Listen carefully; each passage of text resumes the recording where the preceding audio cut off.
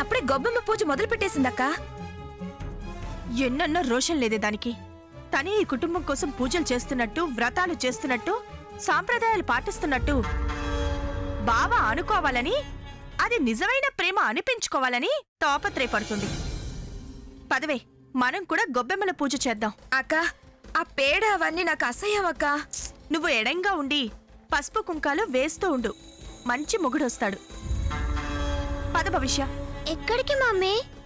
గొబ్బెమ్మల పూజ చేద్దాం రా. పద పద.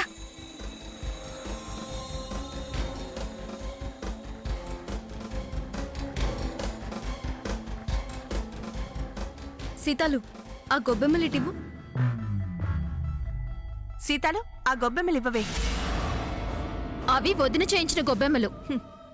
అయినా ఇవి పని మనిషి తెచ్చిపెట్టింది. అన్నీ ఏం చేసుకుంటారు? తలంటుకుంటారా? మా బుర్రలో ఆలోచనలు బాగానే ఉన్నాయి. మాకు అవసరం లేదు. కావాలంటే మీ అక్క చెల్లెళ్ళు తలకి పట్టించుకోండి.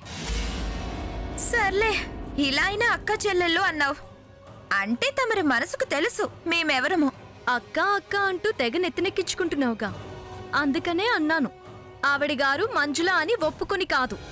వదినా, వాళ్ళతో మనకెందుకు? జీడి గింజలు చేతిలో పట్టుకొని తిరిగేవాళ్ళు. దీప్తి, శ్రద్ధ పూజ మీద పెట్టు, అరుపుల మీద కాదు, పంచాయతీల మీద కాదు. సీతాలు, ఆ గొబ్బెమ్మలిటివు.